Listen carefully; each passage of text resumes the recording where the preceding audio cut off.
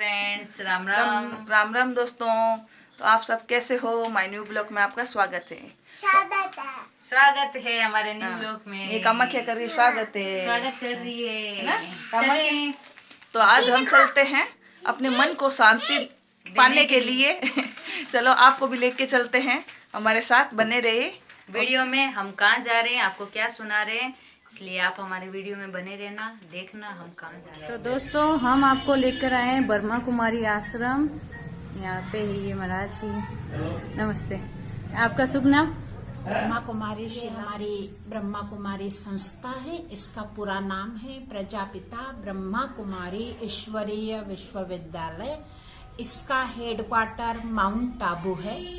Mount Abu के अंतर्गत में हमारे देश और विदेशों में 148 देशों में ये संस्था कार्य कर रही है। इसमें हम लोग यही बताते हैं कि आप कौन हो, आप कहाँ से आए हो, आपके जीवन का उद्देश्य क्या है, हम संसार में क्यों आए हुए हैं। आज हम किसी से पूछे आप कौन हो तो पराये लोग अपने शरीर का ही नाम बताते हैं, लेकिन वो अपने आप को भूल गए हैं कि मैं एक अजर अमर अविनाशी आत्मा हूँ और मेरे आत्मा का जो पिता जो है वो है परम पिता शिव परमात्मा। हाँ जी। परमात्मा इस दुनिया के अंदर एक ही बार आते हैं, जो भगवान ने गीता के अंदर भी बताया है, यदा यदा धर्मस्य ग्लानि भवति भारत। हमारे बोल ऐसे हो कि जिसमें कहा जाता है मनुष्य के एक शब्दों से महाभारत बन जाता है, और कहते हैं कि मनुष्य की 2.5 इंच की जबान 6 फुट के मनुष्य का सत्यानाश कर देती है। इसलिए अपने जबान से हमेशा ही मीठे शब्द उच्चारना चाहिए। ये हम शिव बाबा के बारे में बताते हैं कि शंकर ने भी जो तपस्या की थी वो शिव बाबा की ही की थी।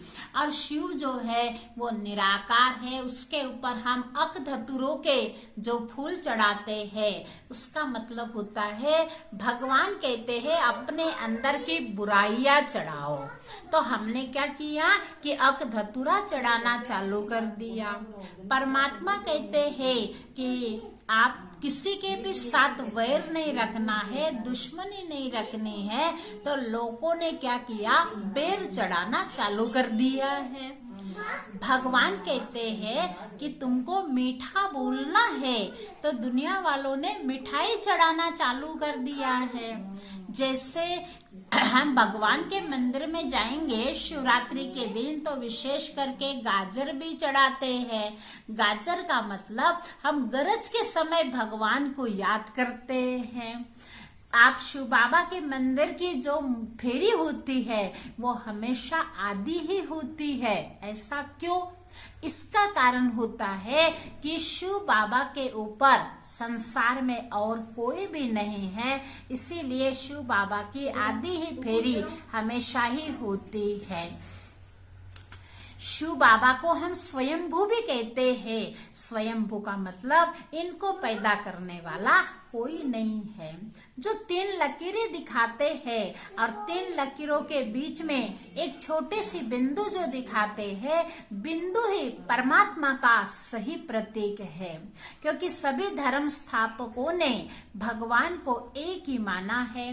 क्राइस्ट उसको मालिक कहते हैं, गॉड कहते हैं। God is light, God is one. और गुरु नानक ने कहा है एको ओंकार सत्य नाम। महावीर जी ने भी उस परमपिता परमात्मा को ही याद किया है। कुल मिला के परमात्मा एक है और वो निराकार है, वो ज्योति बिंदु स्वरूप है। तो यहाँ पे विशेष मेडिटेशन भी होता है। मेडिटेशन का मतलब अपने मन को हम परमात्मा में कैसे लगाए, इसका नाम है मेडिटेशन, जो गीता में भगवान ने मन मनाभव कहा हुआ है। परमात्मा कहते हैं कि मैं तो निराकार हूँ और निराकार होने के कारण मैंने 3 देवताओं के द्वारा कार्य करवाता हूँ। ब्रह्मा के द्वारा स्थापना, विष्णु के द्वारा पालना, शंकर के द्वारा पुरानी दुनिया का विनाश। तो आज विनाश का जो समय है वो आ चुका है। चारों ओर विनाश के बादल बरसा रहे हैं। कब दुनिया में बम फट जाए इसका कोई भी भरोसा नहीं है। बताया जाता है कि शिव जो है वो निराकार, उसका नाम है शिव, उसका रूप है ज्योति बिंदु और उसका रहने का स्थान है परम धाम। वो चांद सूरज तारागण से भी पार रहते हैं। इसमें ये भी बताया जाता है कि युग जो होते हैं वो 4 होते हैं, सतयुग, त्रेता, द्वापर और कलयुग। अभी जो युग चल रहा है वो है कल्याणकारी संगम युग। भगवान कहते हैं इस कल्याणकारी युग को ब्रह्म मुहूर्त भी कहा जाता है। यहाँ पे बताया जाता है कि भगवान किसी व्यक्ति के अंदर नहीं होता है, वो निराकार है। आज कोई भी व्यक्ति जब शरीर छोड़ता है तो उसके न कि 84 लाख होते हैं, मनुष्य के जन्म 84 ही होते हैं, क्योंकि हर शास्त्रों में लाख लिखा हुआ है, किसी भी शास्त्रों में लाख नहीं लिखा हुआ है। मनुष्य के 84 जन्मों की कहानी में 4 युग आते हैं, सतयुग, त्रेता, द्वापर और कलियुग। सतयुग में जब हम होते हैं तो हम देवी देवताओं के समान रहते हैं, जिसको स्वर्णिम दुनिया कहा जाता है, जिसमें 16 कला संपूर्ण मनुष्य रहते हैं। इसका नाम है सतयुग। धीरे धीरे उतरती कला आती है, हम त्रेता युग में आ जाते हैं, जिसमें राम और सीता का राज्य होता है। उसके बाद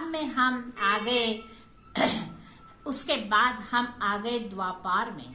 जब द्वापर में आए तो सबसे पहली जो पूजा जो होती है वो शिव की पूजा, जिस विक्रमादित्य राजा ने शिव जी की पूजा की थी, सोमनाथ का मंदिर बनाया था जो कि गुजरात में है। जिस मंदिर को मोहम्मद गजनबी ने 17 बार लूटा था, लेकिन वो पूरा लूट नहीं सका। अभी तो पूरा मंदिर वैसे के वैसा ही बना हुआ है। उसके बाद धीरे धीरे द्वापर के अंदर 2 पुर हो जाते हैं, 2 मत हो जाते हैं, तो मनुष्य और देवी देवताओं की पूजा करना चालू कर देता है। किसी ने गणेश जी की, किसी ने हनुमान बाबा की, किसी ने पेड़ पौधों की। वैसे करते करते घोर कलयुग अभी आ चुका है, और इस घोर कलयुग के अंदर व्यक्ति हर पतित बन गया है। व्यक्ति के विचार दूषित हो गए हैं। व्यक्ति पेड़ पौधों की पूजा करने लगा है। जिस आम के आम खाएंगे उसको लोग भगवान कहते हैं। जैसे कि राजस्थान के अंदर भी जो सांगरी होती है, खेजड़ी होती है, उसके फलियां भी खा लेते हैं, उसको ही भगवान कहते हैं। देखिए कितनी अंधश्रद्धा श्रद्धा है मनुष्य के अंदर। आज इस कलयुग के अंदर हर एक व्यक्ति दूषित है, हर एक व्यक्ति के मन में पापाचार भरा हुआ है, क्योंकि यह कलयुग का अंतिम समय चल रहा है। इसी समय कोई जा रहा है मंदिर में चोरियां करने के लिए, तो कोई जा रहा है मंदिर की पूजा करने के लिए। इस कलयुग के अंदर लोग मांग रहे हैं, धर्म पे नाम पे शास्त्र तकियों पे रख के धर्म के पीछे लोग मांग रहे हैं, मांग कर रहे हैं, पैसों की मांग कर रहे हैं। इस कलयुग में शांति सम्मेलन बहुत हो रहे हैं। सब कहते हैं कि हम सब एक हो जाए, लेकिन भगवान कहते हैं कि जब तक हम अपने आप को आत्मा स्थिति में स्थित नहीं हो जाएंगे तब तक हम एक नहीं हो सकते हैं। इस कलयुग की निशानियां भगवान ने बताई है। गौ विष्टा खाती है, अनाज पॉकेट में मिल रहा है, लड़कियां बाल काट रही है, लड़के बाल बढ़ा रहे हैं। मनुष्य आज धर्म के पीछे ग्लानि होती जा रही है। आज घोर कलयुग चल रहा है, और इस घोर कलयुग के अंदर हे भगवान परम पिता परमात्मा शिव बाबा के सत्य धर्म की स्थापना करते हैं। अब सत्य धर्म की स्थापना के लिए हमको भोजन की भी परहेज करनी पड़ेगी, संग का भी असर होता है, कुछ नियम की कुछ संयम की जरूरत होती है। कहते हैं जैसा खाए अन्न वैसी होवे मन, जैसी पीवे पानी वैसी बोले वाणी। तो व्यक्ति को भोजन भी परमात्मा की याद में बनाया हुआ ही खाना चाहिए। कहते हैं कि हमको भगवान को याद करने के लिए हमको गृहस्थ को छोड़ने की कोई जरूरत नहीं है। हम परिवार में रहते हुए, समाज में रहते हुए हम भगवान को याद कर सकते हैं। आज कलयुग का अंतिम समय चल रहा है। लोग कहते हैं कुंभकर्ण 6 महीना सोता था। बताइए कोई व्यक्ति 6 महीना सो सकता है? तो कहा जाता है कि आज संसार के अंदर एक कुंभकर्ण नहीं, एक रावण नहीं, लेकिन बहुत से कुंभकर्ण बन गए हैं। इस कलयुग में रहते हुए भी हम अपने विकारों को त्याग कर सकते हैं, हम अपने विचारों को शुद्ध बना सकते हैं और अपने मन को परमात्मा में लगा सकते हैं। भगवान हमारा पिता है। हम लोग आरती गाते हैं तो कहते हैं तुम ही हो माता, तुम ही हो पिता, तुम ही हो बंधु सखा, तुम ही हो। तो भगवान हमारा माता पिता बंधु सखा साजन सब कुछ है। तो हमको सर्व संबंधों से भगवान को याद करना है और अपने अंदर दैवी गुणों की धारणा करनी है। दैवी गुण मतलब देवताओं के गुण। देवताओं के गुण हैं सहनशीलता, हर्षित मुक्ता, नम्रता, धैर्यता, पवित्रता, मधुरता, गंभीरता।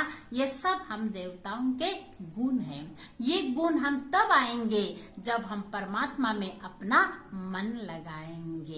तो यहाँ पे 7 डेज का कोर्स होता है, आधा घंटे का, और वो कोर्स सेंटर पे भी आप कर सकते हो, आप अपने YouTube में भी कर सकते हो। हमारी Brahma Kumari piece of mind है, उसी में भी आ रहा है।